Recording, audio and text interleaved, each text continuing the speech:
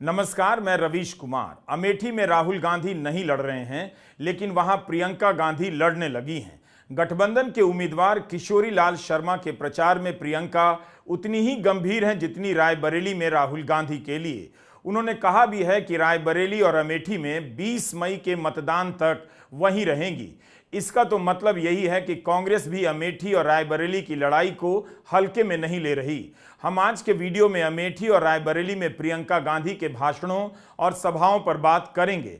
प्रियंका अमेठी की जनता को याद कराने लगी हैं कि उनके परिवार के साथ किस तरह के रिश्ते रहे हैं, लेकिन वे इसी के साथ अपने परिवार से जुड़ी यादों को भी राजनीति के केंद्र में ला रही हैं।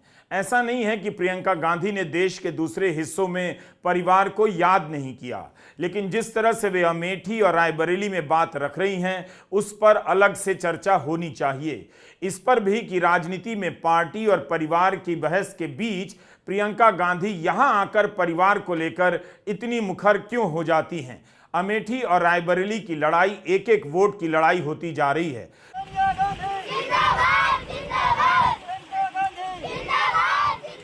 प्रियंका गांधी ने अपना जनसंपर्क अभियान शुरू कर दिया है, इसलिए प्रियंका गांधी रास्ते में रुककर इस महिला का फोन नंबर नोट कराने की बात करती हैं तो कांग्रेस और समाजवादी पार्टी दोनों के कार्यकर्ता दौड़े चले आते हैं और नंबर नोट करने लग जाते हैं। यहाँ प्रियंका गांधी महिलाओं से जब बात कर रही होती हैं तब अमेठी की महिलाओं की गरीबी भी दिख जाती है और उनकी गरीबी इतनी लंबी हो चुकी है कि वे बस चंद शिकायतों के लिए किसी बड़े नेता, सांसद या उम्मीदवार का इंतजार कर रही होती हैं। प्रियंका के जनसंपर्क अभियान के वीडियो में आपको जितना भी अमेठी दिख रहा है, अंदाजा हो रहा होगा कि यह कृषि प्रधान क्षेत्र है और जब खेती की खराब हालत होती है तो गांव के लोग इसी तरह साधारण, कमजोर और गरीब नजर आने लगते हैं। स्मृति ईरानी के हैंडल पर भी आपको ऐसे कई वीडियो और फोटो मिल जाएंगे जहां आप देख सकते हैं कि अमेठी और रायबरेली में चुनाव वैसे ही हो रहा है जैसे आम तौर पर लोकसभा के उम्मीदवार चुनाव लड़ा करते हैं। नुक्कड़ सभाओं और जनसंपर्क के जरिए रैलियां तो एक दो ही होती हैं, लेकिन चुनाव लड़ा जाता है मोहल्लों, बाजारों और चौराहों पर खड़े होकर। जैसे ही घोषणा हुई कि राहुल गांधी अमेठी से चुनाव नहीं लड़ेंगे, गोदी मीडिया ने अमेठी और रायबरेली से अपना बोरिया बिस्तर समेट लिया। यह अमेठी के साथ बहुत अच्छा हुआ, जहां मीडिया का तमाशा नहीं होता, असल चुनाव वहीं होता है। स्मृति ईरानी के रोड शो में उसी तरह की भव्यता दिखाई देती है जैसी बीजेपी की अन्य रैलियों में। इस वीडियो में आप देख सकते हैं कि रोड शो के दौरान बुलडोजर पर बैठकर लोग फूल बरसा रहे हैं, मगर अब मीडिया के ऊपर है कि वो वहां की जनता के दोनों पक्षों को सुने, स्मृति ईरानी को सुने और प्रियंका गांधी को भी स्थानीय मुद्दों के हिसाब से अपना फैसला तय करे। मीडिया का इंटरव्यू अक्सर उम्मीदवार को तथाकथित राष्ट्रीय मुद्दों की तरफ ले जाता है। कोई चैनल स्मृति ईरानी से तो पूछेगा नहीं कि चलकर अमेठी का विकास भी दिखा दीजिए। कैमरा ऑन होते ही उनका भाषण मुसलमान की आबादी, राम मंदिर पर चला जाएगा और इंटरव्यू खत्म हो जाएगा। तो एक तरह से मीडिया ने अमेठी से दूरी बनाकर अमेठी का बहुत भला कर दिया, उसे अपने लिए सोचने का वक्त दे दिया। प्रियंका गांधी अभी तक अमेठी और रायबरेली में 40 से अधिक सभाएं कर चुकी हैं। उनके कार्यक्रम के जो चुनावी पोस्टर आते हैं उनमें लिखे हुए जगहों के नाम बताते हैं कि अमेठी में सब अमेठी नहीं, रायबरेली में सब रायबरेली नहीं है। मैं उन नामों को पढ़ना चाहता हूं जहां प्रियंका गांधी नुक्कड़ सभाएं करती हैं, जनसंपर्क करती हैं। इन्हीं जगहों पर स्मृति ईरानी भी करती हैं। थुलवासा, महाराजगंज, हलोर, भवानीगढ़, गुहा, तिलेंडा, बछरावा, इचौली, सुदौली, कलसहा, राजापुर, बेलाखारा, बेला टेकई, उतरपारा, भाव, लुधवारी, भदोखर, भरतगंज, सकरा, सूची, मटका, कमालगंज, सलोन, परदेशपुर, डीह, नसीराबाद, परैया, नमकसार, गांधीनगर, बस अड्डा जायस, वहाबगंज थाना, बहादुरपुर थाना। इन सभी जगहों पर प्रियंका गांधी का मंच छोटा होता है, बेहद साधारण होता है और कपड़े के शामियाने के भीतर सभाएं होती हैं। रैलियों का शाहीपन प्रियंका गांधी के कार्यक्रमों में नहीं दिखाई देता। स्मृति ईरानी के कार्यक्रम भी ऐसी जगहों पर होते हैं, मगर उनकी भव्यता कुछ और होती है। राष्ट्रीय नेताओं को बड़ी रैलियां करने की आदत होती है, लेकिन अमेठी और रायबरेली में प्रियंका गांधी मुखिया के चुनाव की तरह लड़ने लग गई हैं। 11 बजे से कार्यक्रम शुरू होता है, शाम 7 बजे तक जारी रहता है। रात के वक्त बिजली चली गई तो प्रियंका गांधी बिना माइक के ही भाषण देने लग गईं।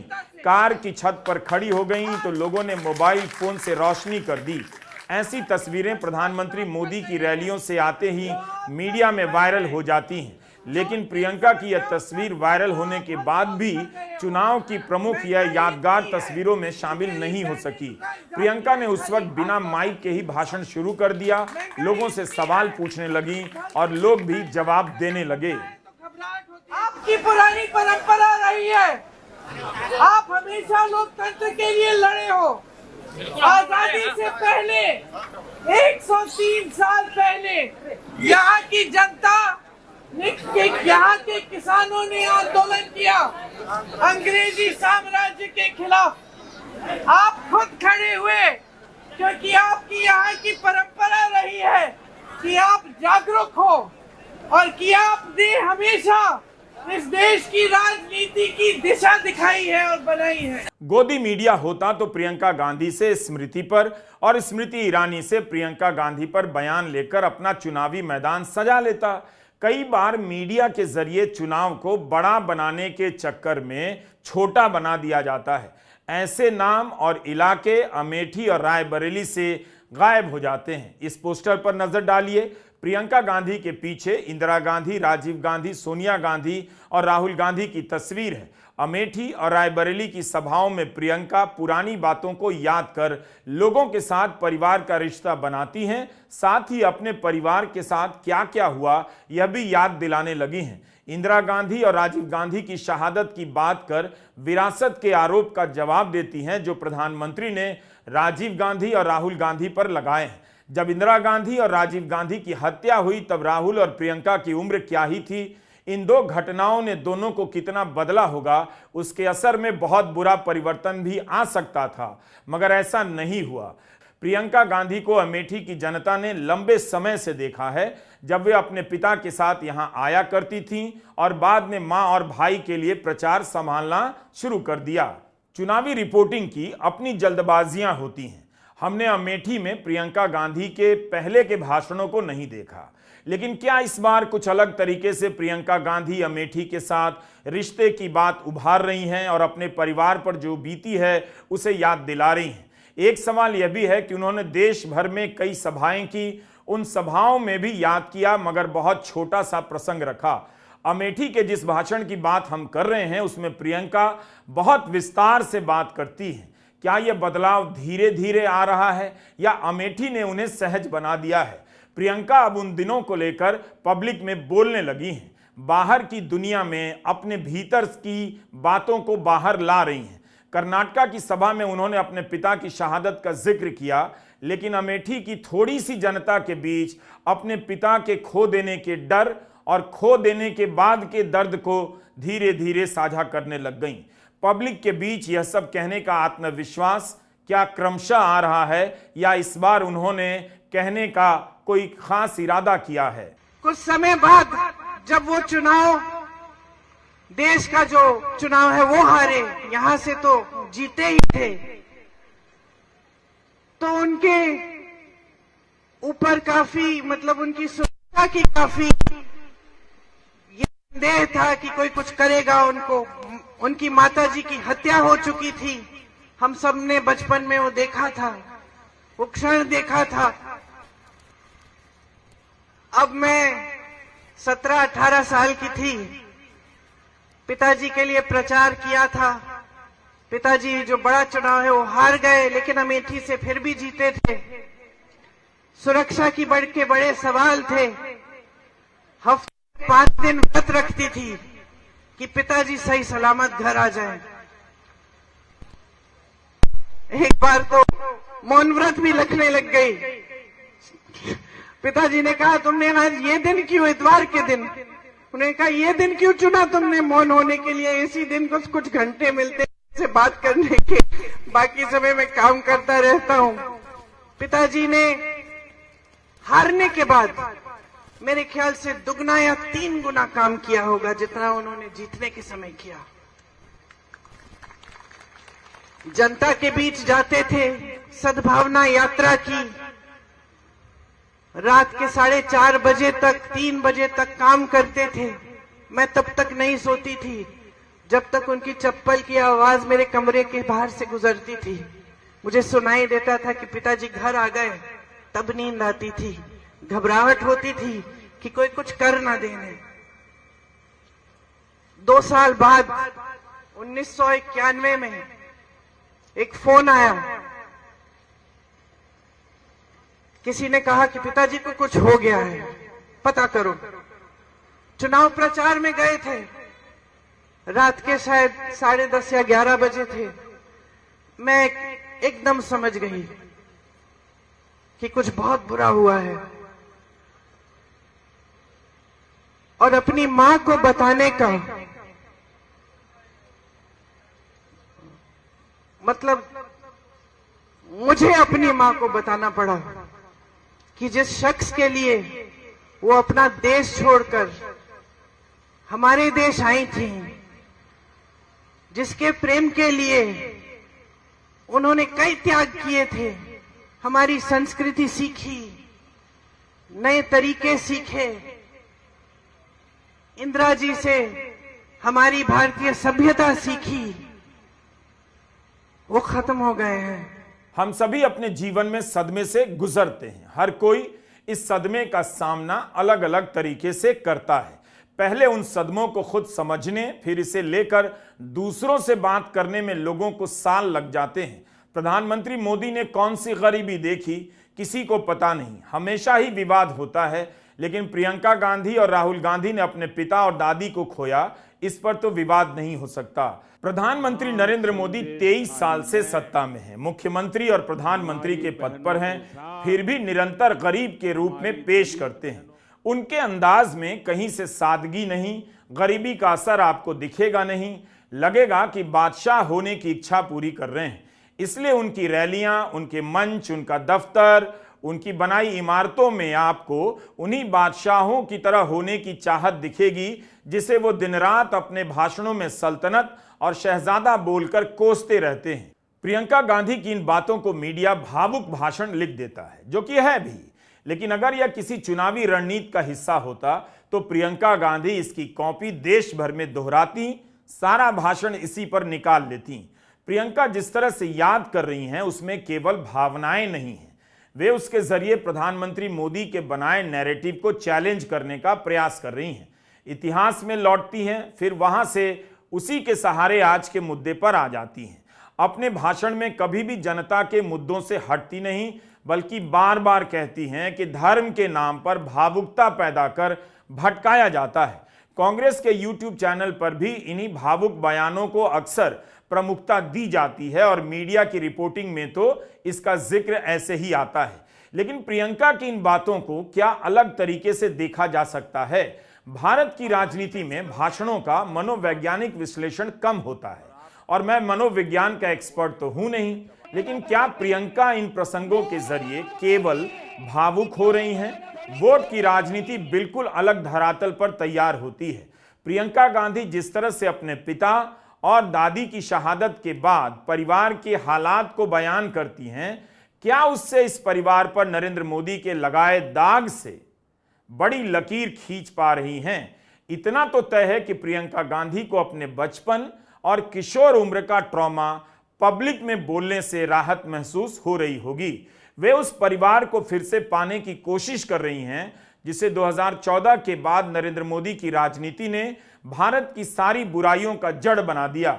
अय्याश की तरह पेश किया गया, जिसका जवाब प्रियंका सत्ता को संघर्ष से जोड़कर देने का प्रयास कर रही हैं। प्रियंका गांधी बताने लग जाती हैं कि राजीव गांधी की हत्या के बाद सोनिया गांधी का जीवन किस तरह हमेशा के लिए बदल गया। मैं उनके कमरे में गई और जब मैंने उनको बताया तो उनकी आंखों में जो मैंने देखा, जैसा एक अंधेरा सा छा गया। और मैं आपको ये बात बता सकती हूँ कि उस दिन के बाद मैंने अपनी माँ की हंसी कभी उस तरह नहीं सुनी जैसे जब हंसती थी जब पिताजी होते थे। मैं बहुत नाराज थी, देश से नाराज थी, मैंने देश को अपनी अमानत भेजी, अपने पिताजी दिए और देश ने सुरक्षित नहीं रखे। मैं नाराज थी, दुखी थी। मैं सोचती थी कि मेरा दुख कोई समझ नहीं पाएगा। मेरे पिताजी वापस नहीं आए। टुकड़ों में खून से लथपथ एक झंडे में लपेटे हुए उनके शरीर के टुकड़े में घर लाई। मेरी टूटी हुई माँ सालों के लिए ठीक नहीं हुई। उन्होंने पहले ही इंदिरा जी की हत्या का सदमा देखा था, अब अपने पति को खो डाली। बहुत दिनों के लिए खाती नहीं थी, सिर्फ नींबू पानी पीती थी, 2-4 गिलास मुश्किल से जबरदस्ती करके खिलाती थी। बाहर नहीं जाती थी, किसी से बातचीत नहीं करती थी। 7 सालों के लिए घर के अंदर ही रही, ज्यादा बाहर गई नहीं। उस सदमे से बाहर निकल नहीं पाई। अक्सर याद दिलाया जाता है कि सोनिया गांधी ने नरेंद्र मोदी को मौत का सौदागर कहा, लेकिन कभी यह भी याद दिलाना चाहिए कि आईटी सेल ने सोनिया गांधी का किस तरह से चरित्र चित्रण किया। कभी याद नहीं दिलाया जाता कि प्रधानमंत्री मोदी ने बिना नाम लिए किसी को कांग्रेस का विधवा कहा था। प्रियंका ने अपनी मां के बारे में यह सारी बातें किसी बड़े मंच से नहीं कही। रायबरेली और अमेठी की उन सभाओं में कह रही हैं जहां संख्या के हिसाब से बहुत ज्यादा लोग भी नहीं होते। प्रियंका गांधी बताने लगी कि जब सोनिया गांधी ने चुनाव लड़ने का फैसला किया तब उनके बच्चों पर क्या असर पड़ा। राजनीति में नहीं आते आते सोनिया गांधी राजनीति में आ ही गईं। 7 सालों बाद उनको लगा कि कांग्रेस पार्टी संकट में है। उस समय ऐसा लग रहा था कि एक और बार चुनाव आ रहा है, भाजपा उभर सकती है, कांग्रेस पार्टी टूटने वाली थी। तमाम नेता आ रहे थे उनके पास कि राजनीति में आइए, राजनीति में आइए। उनकी बेटी थी, बहुत कष्ट देखा था उनका। मैंने मना किया, मैंने कहा राजनीति में मत आओ, ये लोग तुम्हारा इस्तेमाल करेंगे, तुम्हें भी कुछ हो जाएगा, छोड़ दो, कोई जरूरत नहीं है, संभल जाएगी पार्टी, कोई संभाल लेगा, कोई नेता बन जाएगा। मां ने बात नहीं सुनी, मुझे कहा कि ये जो चित्र है तुम्हारे पिता का, जो मेरे कमरे में दीवार पे लटका है, इसको मैं नहीं देख पाऊंगी। अगर आज मैं मुंह मोड़ लूंगी, पार्टी के लिए आगे नहीं बढ़ूंगी, तो मैं इनको क्या जवाब दूंगी, मैं अपने आप को क्या जवाब दूंगी। तो आगे आई तो ये स्पष्ट था कि पहला चुनाव उन्हें अमेठी से ही लड़ना था। ये पिताजी की कर्म भूमि थी।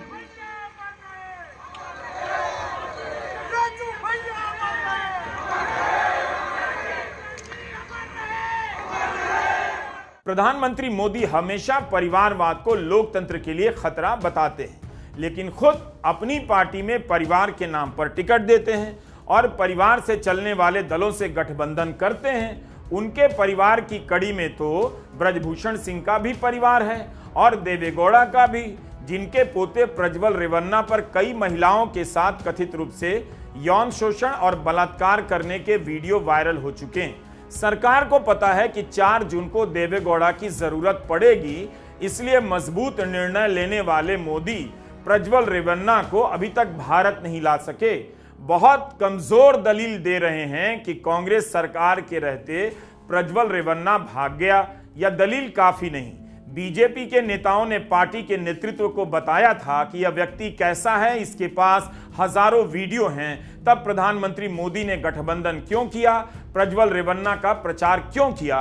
क्योंकि उन्हें वोट के लिए परिवारवाद बहुत पसंद है। 2014 के बाद से आप देखेंगे कि प्रधानमंत्री बारी बारी से नेहरू गांधी परिवार के सदस्यों को निशाना बनाते रहे हैं। राहुल गांधी को युवराज, शहजादा कहते हैं, जैसे किसी बादशाहत के वारिस हों, और ये तथ्य गायब कर देते हैं कि इंदिरा गांधी और राजीव गांधी की शहादत हुई थी। कभी भी नरेंद्र मोदी राहुल गांधी के मुद्दों पर नहीं आते, रोजगार और अग्निवीर पर राहुल गांधी के अभियान का जवाब नहीं देते, लेकिन अपने भाषणों में राहुल को शहजादा बताना नहीं भूलते। प्रियंका याद दिलाने लग जाती हैं कि जिसे शहजादा कहते हैं उसने पूरे भारत की पदयात्रा की है। नेहरू गांधी परिवार के खिलाफ 10 साल में इतना झूठ फैल चुका है कि प्रियंका गांधी की इन कोशिशों से वह हटने वाला भी नहीं। कम से कम मुझे इसे लेकर भ्रम नहीं। क्या प्रियंका गांधी के ये भाषण मीडिया में, अखबारों में विस्तार से रिपोर्ट भी होते हैं? आप ही बेहतर बता सकते हैं। जब प्रधानमंत्री मोदी ने कहा टैक्स बचाने के लिए राजीव गांधी ने विरासत कर हटा दिया क्योंकि उन्हें मां की संपत्ति विरासत में मिल रही थी, प्रियंका गांधी इसका जवाब देते वक्त विरासत का मतलब बदल देती हैं। 19 साल की उम्र में जब मैं अपने शहीद पिताजी के टुकड़े घर लाई तो मैं नाराज थी इस देश से। मैं नाराज थी। मेरे दिल में यह भावना थी, मैंने अपने पिता को भेजा, तुम्हारा काम था सुरक्षित रखना। मैंने अपने पिता को हिफाजत से तुम्हारे पास भेजा और तुमने ये टुकड़े लौटा दिए मुझे, और वो टुकड़े इस झंडे में लपेटे हुए थे, देश के झंडे में। मैं नाराज थी। मैं समझती हूं शहादत की का क्या मतलब है। जैसे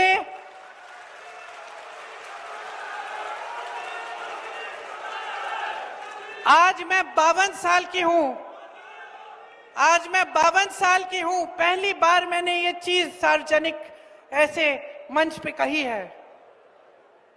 लेकिन वो जो नाराजगी थी मेरी, आस्ते आस्ते मैं समझी कि उस तरह की जो नाराजगी होती है वो सिर्फ उससे होती है जिससे प्रेम करते हैं हम। मेरे देश के लिए मेरे दिल में कितना प्रेम है, मैं कैसे समझाऊं। जब मोदी जी मंच पे खड़े होकर मेरे पिता को देशद्रोही बोलते हैं, जब मोदी जी कहते हैं कि मेरे पिताजी ने कोई कानून बदल दिया अपनी मां से विरासत लेने के लिए, तो मेरे दिल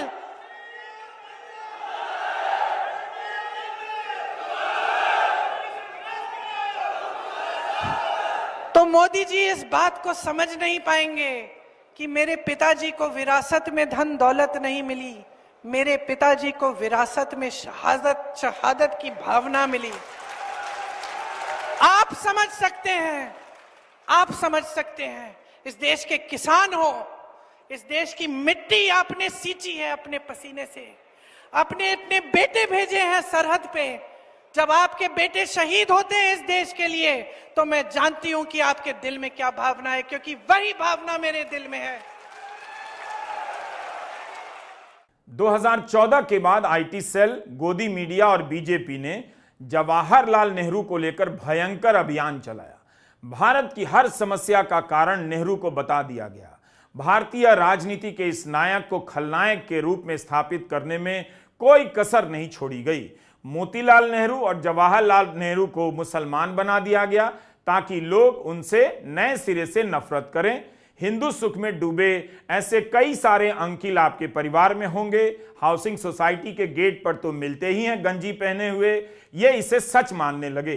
अफसोस की बात है कि जब नेहरू के खिलाफ इस तरह का अभियान चलाया जा रहा था, कांग्रेस पार्टी उसका जवाब देने में पूरी तरह नाकाम साबित हुई। कई साल तक कांग्रेस की तरफ से कोई जवाब ही नहीं आया। इधर 1-2 साल से कांग्रेस नेहरू को लेकर मुखर होने लगी है, उनका नाम गर्व से ले रही है। जवाहरलाल नेहरू आजादी की लड़ाई में 9 साल जेल में रहे हैं। इस परिवार की बहुत सी जानकारियां किताबों में हैं, डॉक्यूमेंट्री में हैं और जनता के बीच भी। लेकिन प्रधानमंत्री मोदी ने इन सब को झुठला दिया, गायब कर दिया। 100 साल पहले यहाँ के किसानों ने अंग्रेजी साम्राज्य के खिलाफ आंदोलन किया, उनका नरसंहार हुआ, 600 किसान मारे गए। उस समय जब वो आंदोलन हुआ तो इस बात के बारे में मेरे पूर्वजों ने, मोतीलाल नेहरू जी ने सुना और उन्होंने अपने बेटे पंडित जवाहरलाल नेहरू जी को भेजा कि जाके देखो क्या हुआ। गरीब किसान खड़ा हो गया है इतने बड़े साम्राज्य के खिलाफ आंदोलन कर रहा है, आजादी मांग रहा है, जाओ शामिल हो। पंडित जी आना चाहे तो उस समय अंग्रेजों को पता चला कि जवाहरलाल नेहरू जी आ रहे हैं किसानों से बात करने के लिए, तो उन्होंने सब जगह पुलिस भेज दी उनको रोकने के लिए। पंडित जी एक ट्रक में बकरों के पीछे छुप के यहां तक पहुंचे। किसान आंदोलन में उन्होंने भाग लिया और पहली बार जब वो गिरफ्तार हुए तो यहीं के किसानों के साथ गिरफ्तार हुए। एक और अंतर आपको दिखेगा, प्रधानमंत्री मोदी आराम से नेहरू गांधी परिवार के खिलाफ कुछ भी बोलकर निकल जाते हैं, लेकिन जब अपने परिवार को लेकर दावे करते हैं तो उसकी भी कॉपी चेक होने लग जाती है कि कितना झूठ है, कितना सच है। प्रधानमंत्री मोदी भी अपने परिवार की बात अक्सर करते हैं और अब प्रियंका गांधी भी कर रही हैं। प्रधानमंत्री नरेंद्र मोदी को कभी लगे कि उन्होंने बहुत गलती की है, बहुत सारे झूठ बोल दिए हैं, अब जनता के बीच उसे स्वीकार करने का वक्त आया है, तो उन्हें प्रियंका गांधी के भाषण का यह हिस्सा सुनना चाहिए। कि आप जागरूक हो और कि आपने हमेशा इस देश की राजनीति की दिशा दिखाई है और बनाई है। जब आपको कुछ ऐसा लगा कि किसी की नीति गलत है, तो आपने इंदिरा जी जैसी हस्ती को, जो प्रधानमंत्री थी, उनको भी आपने दंड दिया और उनको भी आपने हराया। ये आपकी परंपरा रही है। इंदिरा जी ने आपसे सीखा।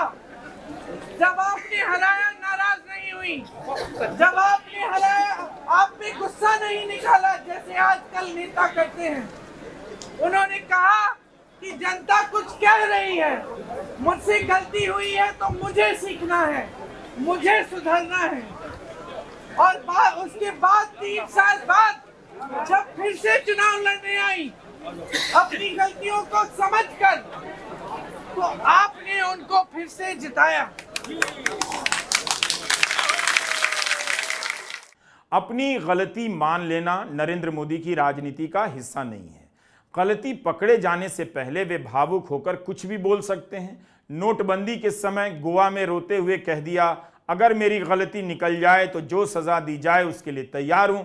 जब नोटबंदी के नुकसान आने लगे तो उन्होंने कभी अपनी गलती नहीं मानी। प्रियंका गांधी अमेठी और रायबरेली अपने संस्मरण सुनाने नहीं गई हैं।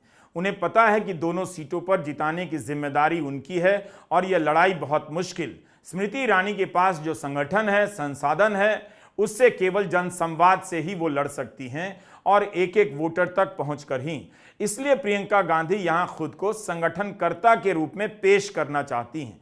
याद दिलाती हैं कि कैसे उन्होंने सोनिया गांधी को चुनाव लड़ाया और उसके बाद राहुल गांधी को और अब किशोरी लाल शर्मा को चुनाव लड़ा रही हैं। सच बताओ तो जब ये तय हुआ कि वो चुनाव लड़ेंगी अमेठी से, तो एक शाम को उन्होंने मुझसे कहा,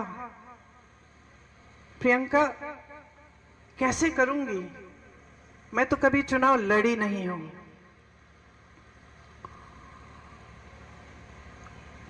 पलक नहीं झपकाई मैंने कहा, मां ये चुनाव मैं आपको लड़के दूंगी, आप आओ मत अमेठी, मैं अमेठी को संभालूंगी।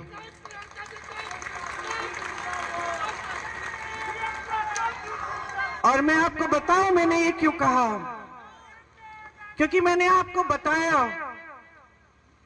कि जब मेरे पिताजी शहीद हुए तो मैं नाराज थी, दुखी थी। मुझे ऐसा लगता था कि कोई मेरा दुख नहीं समझ सकता। लेकिन फिर कुछ हुआ। उनके अंतिम संस्कारों के बाद हम अस्थि विसर्जन के लिए इलाहाबाद आए, ट्रेन से आए। वो ट्रेन यहां अमेठी और रायबरेली से गुजरी। मैं बहुत दुखी थी, ट्रेन में बैठी थी, रात हो गई थी। ट्रेन यहां के स्टेशन पे रुकी। मुझे आज तक वो क्षण याद है। मैंने खिड़की से बाहर देखा और मैंने देखा कि ये तो बहुत लोग मेरी तरह रो रहे हैं, फूट फूट के रो रहे हैं। तो मुझे यह एहसास हुआ कि जो दुख मुझे महसूस हो रहा है वो तो यहाँ की जनता को भी महसूस हो रहा है। यहाँ के जो कार्यकर्ता थे, जो सारे इंतजार कर रहे थे बीच रात में कि राजीव जी को एक अंतिम बार देखेंगे, उनकी अस्थियों को देखेंगे, श्रद्धांजलि देंगे, उन सब के दिलों में वही दुख था जो मेरे दिल में था। आपने मेरे दुख के पल में आपने मेरा साथ दिया। मैं समझी कि मैं अकेली नहीं हूं इस दुनिया में, कि सिर्फ मुझे दुख नहीं हो रहा है, मेरे परिवार को दुख नहीं हो रहा है, सिर्फ मेरी माँ टूटी नहीं है, मेरे भाई नहीं टूटे हैं, लेकिन अमेठी की जनता मेरे साथ रो रही है, क्योंकि उनका भी भाई, उनका बेटा चले गया। किशोरीलाल शर्मा की उम्मीदवारी जब तय हुई तो कई लोगों ने उन्हें परिवार का आदमी, मैनेजर क्या कुछ नहीं कह दिया, लेकिन ट्विटर पर जिस तरह से किशोरीलाल शर्मा मीडिया को जवाब दे रहे हैं और सबको बुलाकर इंटरव्यू दे रहे हैं, पता चलता है कि वे एक राजनेता भी हैं। वे चुनाव किसी के लिए नहीं, अपने लिए भी लड़ने वाले नेता हैं। आप कल्पना कीजिए, किशोरीलाल शर्मा ने अगर स्मृति ईरानी को हरा दिया तो क्या होगा। स्मृति ईरानी भले ही किशोरीलाल शर्मा को ज्यादा तवज्जो ना देती हों, लेकिन अब उन्हें अमेठी में राहुल की जगह किशोरीलाल शर्मा तो दिखाई देने लग ही गए होंगे। आप प्रधानमंत्री की सभाओं में जाइए, देखिए, उम्मीदवार का नाम शुरू में और आखिर में लिया जाता है। पोस्टर में तो अकेले प्रधानमंत्री ही होते हैं, उम्मीदवार नजर नहीं आता। लेकिन प्रियंका अपनी सभाओं में किशोरीलाल शर्मा का बार बार जिक्र करती हैं। मंच पर और कैमरे के फ्रेम में किशोरीलाल उनके पीछे, उनके साथ अक्सर दिखाई देते हैं। पता चलता है कि उम्मीदवार कौन है और प्रचार करने वाला कौन। मोदी की सभा में सबको मोदी मोदी होना पड़ता है। आप में से बहुत चेहरे में पहचानती हूँ, बुग्गी जी बैठे हैं उस समय, लेकिन आप कांग्रेस में नहीं थे शायद। आ गए उसके बाद, वापस आ गए उसके बाद। बहुत चेहरे में पहचान रही हूँ। आपको याद है किन परिस्थितियों में हमने वो चुनाव लड़ा। मैं आई, आज मेरा बेटा 24 साल का है, उस समय मैं शायद 28 साल की थी। उसको देखती हूँ और कभी कभी यकीन नहीं आता कि उसी की लगभग उसी की उम्र में मैं पहला चुनाव लड़ने के लिए यहाँ पहुंची। उस समय कैप्टन शर्मा सांसद थे। उन्होंने मुझे कहा, ये लो प्रियंका, मैं तुम्हें एक हीरा दे रहा हूं, और उनके साथ किशोरीलाल शर्मा खड़े थे।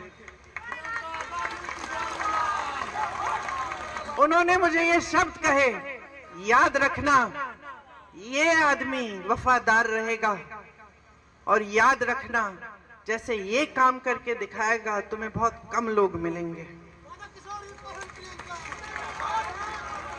किशोरी भैया ने और मैंने किन परिस्थितियों में वो चुनाव लड़ा आप सब जानते हैं। मेरे ख्याल से जो बुजुर्ग हैं वो जानते हैं। उत्तर प्रदेश की राजनीतिक स्थिति और अमेठी रायबरेली की राजनीतिक स्थिति अक्सर अलग हो जाती है। प्रियंका गांधी के भाषणों में मुद्दों की खूब बातें होती हैं, हमने आज उस पर कम फोकस किया है, लेकिन रायबरेली की सभा में वे पेपर लीक से लेकर सांड के आतंक का भी मुद्दा उठाती हैं। वक्त मिला तो यह भी देखने का प्रयास किया जाएगा कि बीजेपी अमेठी से खुद को कैसे जोड़ती है। स्मृति ईरानी अक्सर याद दिलाती हैं कि राहुल गांधी परिवार को भूल गए, वायनाड को परिवार बना लिया। स्मृति ईरानी ने अमेठी में घर बना लिया है, लेकिन उसके बाद पूरे देश में एक नई तरह की राजनीति आई। एक राजनीति जो शायद हम जैसे लोग शुरू में समझ नहीं पाए, क्योंकि हमारी सभ्यता ही अलग थी, हमारी समझ ही अलग थी। हमें सिखाया गया था कि जनता के सामने झूठ मत बोलो, हमें सिखाया गया था कि जनता का आदर करो, हमें सिखाया गया था कि जनता सर्वोपरि है। और हम अपनी आंखों के सामने देख रहे थे कि एक नई राजनीति उभर रही है जो जनता के जज्बातों का इस्तेमाल कर रही है, सत्ता बटोरने के लिए जनता को गुमराह कर रही है। यहाँ अमेठी में आए ये लोग क्या समझेंगे, स्मृति जी क्या समझेंगी?